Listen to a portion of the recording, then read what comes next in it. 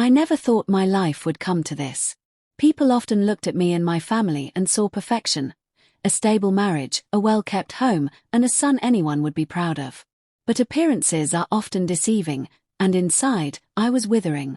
My husband had long since stopped seeing me. His love, if it could still be called that, had become routine, almost mechanical. Our conversations revolved around bills, obligations, and social appearances. There were no gentle touches anymore, no lingering glances, not even a trace of passion. He came home late, often distracted, sometimes drunk, and rarely spoke more than a few sentences to me. I told myself this was normal, that many women lived this way, but the truth was unbearable loneliness. Then came the return of my son. After years away, studying and building his career, he came back to live with us for a while. I told myself it would be comforting to have him home, that his presence would fill the silence in our house. And it did, but not in the way I expected. He wasn't the same boy who had left years ago. He came back as a man, carrying himself with confidence, speaking with authority, and yet showing me a kind of attention I had long forgotten existed. He noticed when I changed my hair, complimented the meals I prepared, and asked about my day with genuine curiosity. These were small things, yet to me they felt enormous.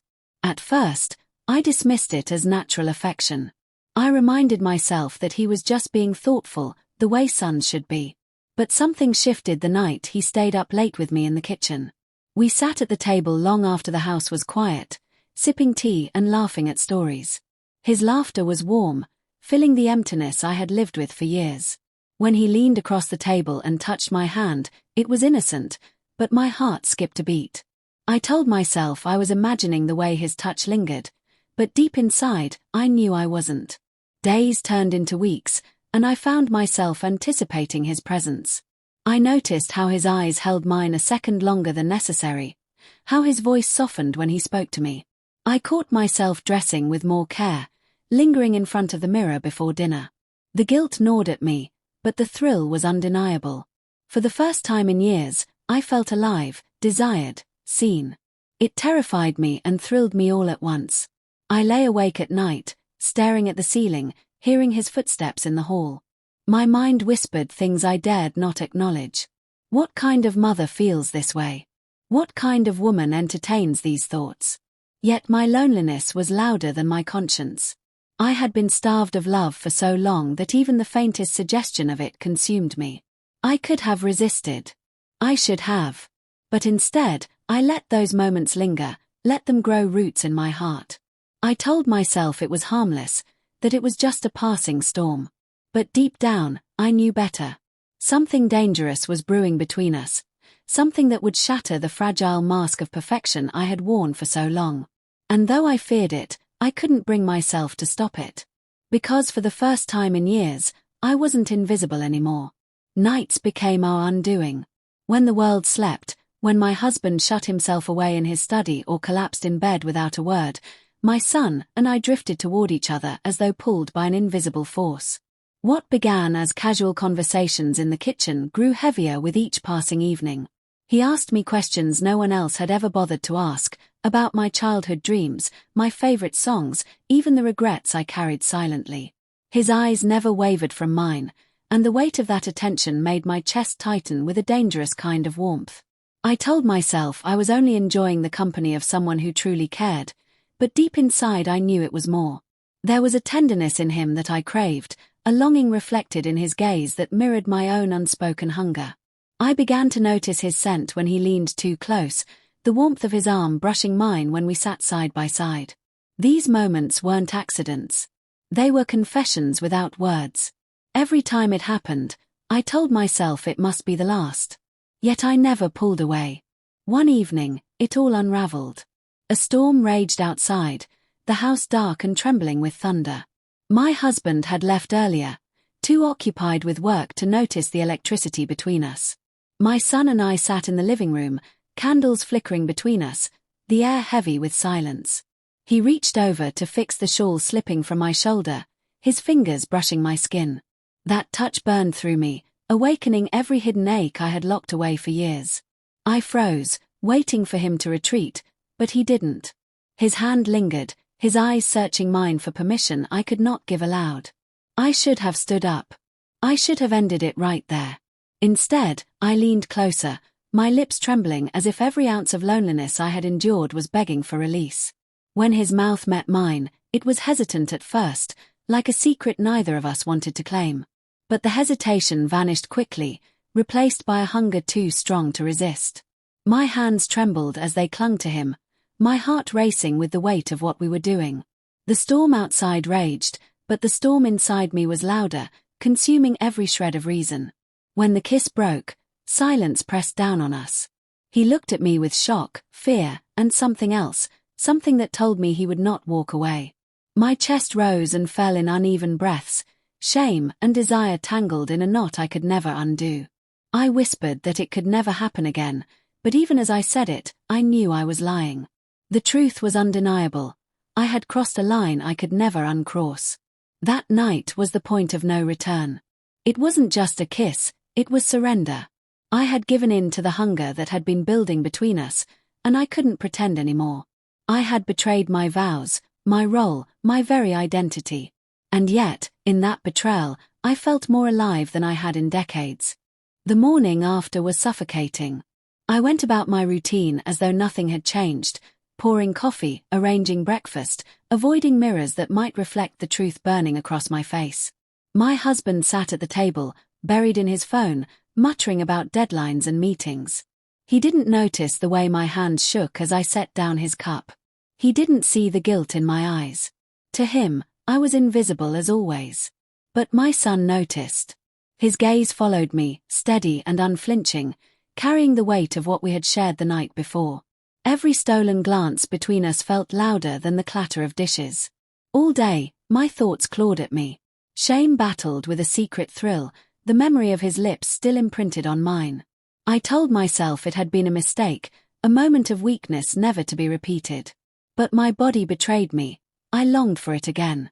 I lingered near him more than I should, searching for signs of his regret, or worse, his rejection. But there was none.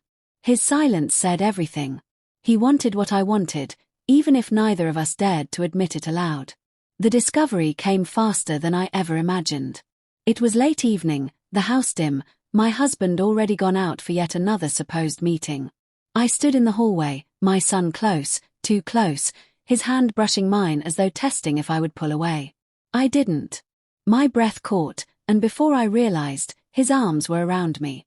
The embrace was tender, forbidden, and in that moment, nothing else existed. But then, footsteps. I froze, panic shooting through me, but it was too late. He had seen us. My son stood rigid as the door creaked open, revealing me in his arms. His eyes widened, not in hatred, but in stunned disbelief. The silence between us shattered into 1,000 sharp pieces. My heart stopped, waiting for anger, for accusations, for him to turn away. But he didn't. His lips parted, as if he wanted to speak, but no words came. I saw the conflict written across his face, shock tangled with something darker, something that matched the hunger inside me. I stepped back, trembling, my voice breaking as I whispered his name. I expected rejection, even disgust. Instead, he looked at me with a raw intensity one couldn't escape. In that instant, I understood, he wasn't going to condemn me. He wasn't going to leave. He was still there, still reaching for me, even after seeing me as I was, weak, vulnerable, guilty. I should have collapsed under the weight of it all. I should have begged for forgiveness. But instead, I allowed his silence to comfort me. I allowed his presence to soothe the storm inside my chest. He didn't turn away, and that terrified me more than anything else. Because now I knew, what had begun as a forbidden slip had turned into something far more dangerous. And despite the ruin it promised, I couldn't bring myself to stop. The days that followed felt like living inside a secret I could not escape. On the surface, nothing had changed. I cooked meals, folded clothes, exchanged empty words with my husband. But beneath that fragile surface, my entire world had shifted. Every time my son entered the room, my heart raced. I felt his eyes on me even when I pretended not to notice. The silence between us was loaded, each glance carrying the memory of what we had done. I knew I should end it, confess, or at least draw a line we could never cross again. But I didn't. Instead, I let it continue. He became bolder, slipping into the kitchen when my husband was gone, brushing past me with deliberate touches, standing too close when no one was watching. Each time, my body betrayed me. I melted into his presence, giving in to the dangerous comfort he offered. It wasn't just about desire anymore. It was about feeling alive, wanted, cherished in a way I hadn't known in years. My husband had abandoned me emotionally long ago, and I told myself this was my justification.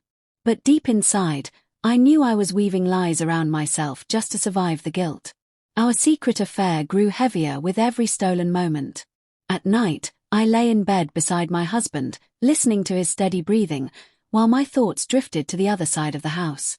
I hated myself for it. I hated the way I craved something that could destroy us all. But hatred didn't stop me. Longing always won. The lines blurred, love and sin merging until I couldn't separate them anymore. He wasn't just my son.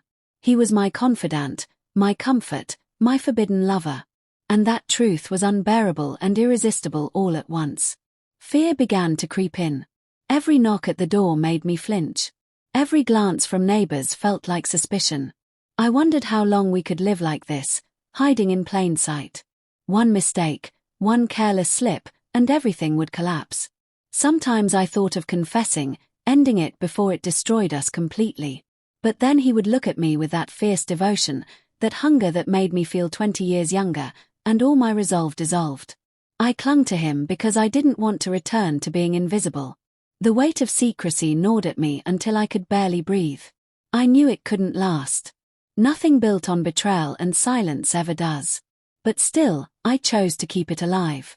I chose him, again and again, despite knowing it could ruin us all. Some nights, when I lay awake staring into the darkness, I wondered if it was love or madness guiding me. I couldn't tell anymore. All I know is this: he saw me at my weakest, my most forbidden, and instead of turning away, he stayed. I allowed him, and once I did, there was no going back. Whether it was salvation or destruction, I embraced it. Because for the first time in years, I wasn't empty anymore.